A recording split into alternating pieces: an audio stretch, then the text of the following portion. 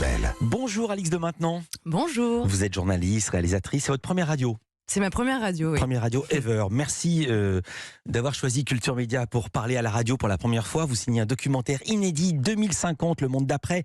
Il sera à voir ce soir à 21h sur W9. Doc suivi d'un débat présenté par Nathalie Renoux. Vous êtes lacanienne ? Exactement. Voilà. Parce que signer le monde d'après quand on s'appelle Alix de Maintenant, on a fait exprès, non ? Non, pas vraiment, écoutez. Non, l'idée, c'est que ce documentaire, en fait, il va être diffusé à l'occasion de la semaine Green sur M6. Donc, c'est toute une semaine où tous les programmes vont être tournés vers l'écologie et toutes ces questions-là.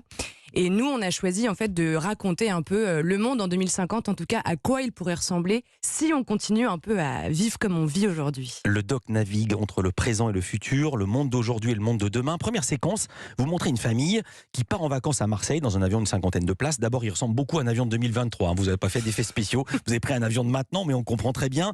Mais surtout, ce qui m'intéressait, et c'est pour ça que vous l'avez choisi, l'avion est totalement secoué, comme s'il arrivait une catastrophe aérienne, une défaillance grave, comme si c'était pris un missile. Et vous dites ceci, ils ne le savent pas encore, mais ils vont tous être victimes du réchauffement climatique. Est-ce que vous y allez pas un peu fort ? Je ne pense pas. Alors, cette scène, en fait, qui ouvre le documentaire, c'est une fiction. Donc, l'idée aussi, c'est qu'en fait, on imagine un scénario qui, en soi, est basé sur des faits scientifiques. C'est-à-dire que c'est des études qui nous expliquent que dans les prochaines années, on va avoir des turbulences qui vont être de plus en plus fortes, de plus en plus intenses et de plus en plus fréquentes. Donc ça, c'est un fait. Ça arrive. Oui, mais donc, de là, comme si on se prenait un tir de missile à cause du réchauffement, c'est vraiment... Alors nous, on l'a raconté... Avéré.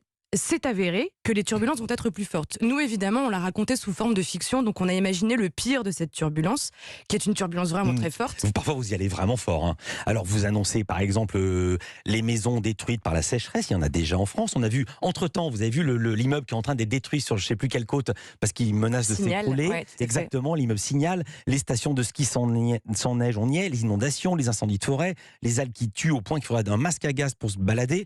Mais quand même, là, vous racontez les villes, nos villes, envahies par les animaux qui pourraient devenir dangereuses. On voit des panthères, des ours, des boas. Ça va pas arriver à Clermont-Ferrand. Alors des boas à Clermont-Ferrand, je sais pas. En effet, il y a peut-être pas trop de chance.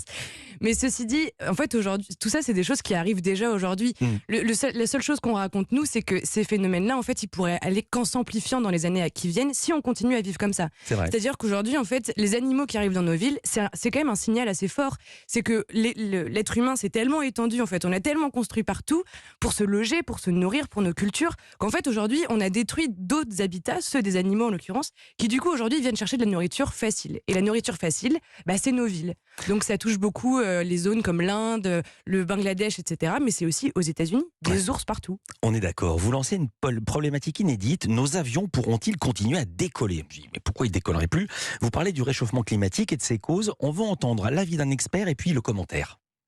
Ce qui est sûr, c'est que si on veut réussir à limiter le réchauffement en dessous de ce niveau-là d'ici la fin du siècle, il faut que les émissions baissent très fortement dès les toutes prochaines années et même d'ici 2030. Alors, puisque l'avion est par ailleurs un gros émetteur de CO2 à l'origine du réchauffement climatique, il faudrait donc peut-être tout simplement envisager de réduire drastiquement notre recours à ce mode de transport. Alors cette phrase m'a étonné parce que vous dites « l'avion est un gros émetteur de CO2 à l'origine du réchauffement climatique ». Mais le sujet de la phrase c'est l'avion. Or c'est le CO2 qui est à l'origine du réchauffement climatique, c'est pas l'avion. L'avion, c'est seulement 2% à 4% de la pollution du CO2. Je me suis renseigné. Les transports, c'est 28,5% et l'industrie et le chauffage, c'est 71%. Pourquoi stigmatiser l'avion précisément ? On stigmatise pas l'avion. En fait, l'avion, déjà, il est réservé en fait à une partie de la population qui est une partie plutôt aisée. En fait, on se rend compte que ceux qui prennent souvent l'avion, c'est une partie de la population qui a les moyens de le prendre déjà. Et en fait, cette partie de la population, c'est aussi celle qui participe le plus au réchauffement climatique. Donc l'idée, c'est pas de dire arrêtez tous de prendre l'avion. C'est comme le propos aussi, c'est pas de dire arrêtez tous de manger de la viande. C'est juste essayer de faire les choses de manière plus sobre. L'avion, on sait qu'en fait, un aller-retour Paris-New York, c'est 2 tonnes de CO2 qui sont dépensées. Plutôt que de se dire, en fait, l'avion, je le prends sur un coup de tête pour un oui ou pour un non, alors qu'on sait que c'est un participant au réchauffement climatique. J'ai bien compris, mais ce qui m'a étonné, c'est que dans le doc, puisque c'est 2050, il n'y a pas un mot, par exemple, sur les centrales à charbon en Inde, en Chine ou en Allemagne, qui polluent beaucoup, beaucoup, beaucoup plus que l'avion. Alors, je suis d'accord. Je vous reproche pas de parler de l'avion. Non, je Ce qui est sais. étonnant, c'est la manière dont c'est mis en avant. Bah, en fait, nous, on l'a mis en avant parce que surtout, on a commencé par les turbulences. Parce que les turbulences, en fait, ça va nous toucher, nous, directement dans nos vies. C'est-à-dire que demain, moi, je m'y Ma attendais pas. question était, pourquoi vous parlez pas, par exemple, des centrales à charbon? Parce qu'on pouvait pas parler de tout. En fait, au début, nous, on a fait une enquête, on a dû faire des choix. Mais si on pouvait, oui, bien sûr qu'on aurait parlé des centrales à charbon. On parle du lithium, en l'occurrence. On parle beaucoup des voitures. Ce que vous faites sur la voiture, vous dites quelque chose de très intéressant, c'est que imaginez que remplacer toutes les voitures thermiques par de l'électrique, on pensait que c'était le Graal, pas du tout. Vous posez cette question, le remède ne serait-il pas pire que le mal? On va entendre 2 experts pour nous faire comprendre que passer au tout électrique annoncerait une catastrophe. Il faut la produire, l'électricité. Et comment ça se produit? Il y a des coûts environnementaux qui sont très très forts, ne serait-ce que pour les batteries, le lithium, tout ça. En termes écologiques, pour l'instant, c'est pire que le thermique. Il faut dire les choses telles qu'elles sont, non pas à l'usage, mais sur la totalité de la vie d'une voiture. Il y a plusieurs métaux qui sont nécessaires à la fabrication de la batterie. Il y a notamment du lithium, qui est une ressource assez stratégique. La voiture électrique, ce sont des mines qui vont chercher du lithium. C'est des usines bien dégueulasses qui fabriquent de la batterie. Et on voit des images aux États-Unis où on voit il y a des files d'attente devant les stations de recharge, comme chez nous en Europe, devant les stations d'essence et de diesel. Qui sont les experts qui parlent? Je veux dire, le sens de ma question, c'est que j'ai reçu un document de travail, j'ai vu l'émission, mais il n'y avait pas encore les sous-titres. Donc je ne savais pas qui parle. Comment les avez-vous choisis, les experts que vous avez interrogés? Déjà, on cherchait à avoir une diversité un peu d'intervenants. Donc, c'est-à-dire qu'on a... Enfin, ils ont un point commun, ils sont tous pessimistes.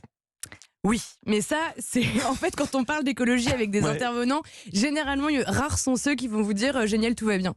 Parce que, en l'occurrence, tout ne va pas très bien. Mais là, on avait un géographe, donc Alain Musset. On a aussi un ingénieur qui est devenu aussi spécialiste de l'environnement, journaliste spécialiste de l'environnement, Frédéric Denez. On avait Aurélien Bigot qui, lui, est chercheur en mobilité, c'est-à-dire tous nos modes de transport. On avait également Hervé Kampf. Enfin, je vous les cite tous. Lui, il est connu, voilà. Mais enfin, je vois comment vous les avez choisis. Il y a des images très spectaculaires. Les plats à base d'insectes, par exemple, comme une alternative aux protéines. Vous y croyez? Vous avez goûté? J'ai goûté, je suis allée dans le restaurant du chef Laurent Veillet. Écoutez, ça n'a pas un goût très prononcé, en fait, les insectes. Non, mais des fois, on n'y croit pas. Ils ont fait ça pour la télé.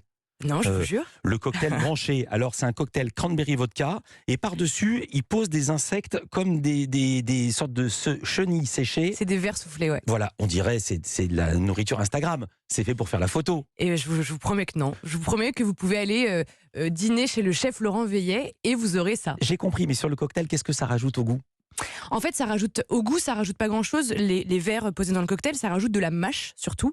Donc c'est plutôt l'expérience en bouche. Et c'est des protéines. C'est surtout ça l'intérêt des insectes. Alors ce qui est absolument passionnant, ce que j'ai préféré, parce que 2050, on peut se dire, moi je me souviens dans les années 80, il y avait tous les experts qui nous annonçaient la fin du pétrole pour l'an 2000. On n'y est absolument pas. Alors c'est pas parce qu'ils sont experts et qu'ils sont scientifiques qu'ils ne se tromperont pas. Mais alors, très très puissant, ce projet pharaonique que vous montrez en Arabie Saoudite de Line, j'essaie de résumer, c'est une ville qui fait 500 mètres de haut, mais 170 km de long et 200 mètres de large. Racontez cette chose, et c'est pas de la science-fiction, ils commencent à construire. C'est pas de la science-fiction, le chantier il a démarré en octobre, en plein milieu du désert saoudien, donc le désert de Neom. Et en fait l'idée c'est que cette ville, elle puisse sortir de terre d'ici 2040, et que d'ici 2040, on puisse y installer 10 millions de personnes. Donc déjà c'est énorme, c'est vraiment une mégalopole quoi. Et l'idée, c'est qu'en fait, ce soit la première ville la plus écolo du monde, selon le régime saoudien. Autonome énergétiquement parlant, pas d'émissions de CO2, enfin vraiment un modèle exceptionnel. On n'aurait pas de voiture à l'intérieur, on pourrait se déplacer à pied, tous les logements, tous les bâtiments seraient superposés les uns sur les autres, ça ferait un peu une espèce de ville en 3D. Et sauf qu'en fait, il y a plein de questions qu'on pose là-dessus, c'est-à-dire comment on vit dans cette espèce de mur un peu enfermé au milieu du désert. Parce que c'est 200 mètres de large, pardon, c'est 2 terrains de foot avec une ligne de chemin de fer au milieu qui fait 170 km de long. C'est ça, et des murs de 500 mètres de haut, donc ça fait c'est un peu une prison dorée, quoi. En tout cas, moi, c'est ça le sentiment que ça m'a donné. En plein milieu du désert, où il n'y a pas d'eau, il fait très chaud, mais a priori, si on en croit les plans et les films promotionnels, ça va être super. On verra. Et les gratte-ciel à l'envers, les gratte-terre, vous y croyez ou pas? Ça vous fait sourire? Oui, je l'ai vu dans votre sujet, ça vous fait sourire? Oui, ça me fait sourire parce que moi je suis claustrophobe, donc j'avoue que c'est une idée à la base que je comprends pas trop, d'aller s'enfermer 300 mètres sous terre. Pourquoi pas? Mais c'est vrai que moi, ça me paraît assez délirant de se dire qu'en fait, on a tellement construit qu'on n'a plus de place pour construire. Donc, tiens, idée, on va construire sous terre. Vous verrez les images, mais ça, c'est encore à l'état de projet. C'est pas du tout avancé comme le projet d'Arabie Saoudite. Un mot pour dire que votre doc sera suivi d'un débat présenté par Nathalie Renoux, avec notamment Sandrine Rousseau, députée Les Verts, Laurent Alexandre, le médecin chroniqueur spécialiste du futur, François Gémen et Nathalie Wallenhorst, l'auteur de Qui sauvera la planète. Je cite son livre pour ne pas écorcher son nom. Merci beaucoup, Alix de Maintenant. Je rappelle donc ce doc inédit 2050, le monde d'après, ce soir à 21h sur W9. Merci d'avoir été avec nous.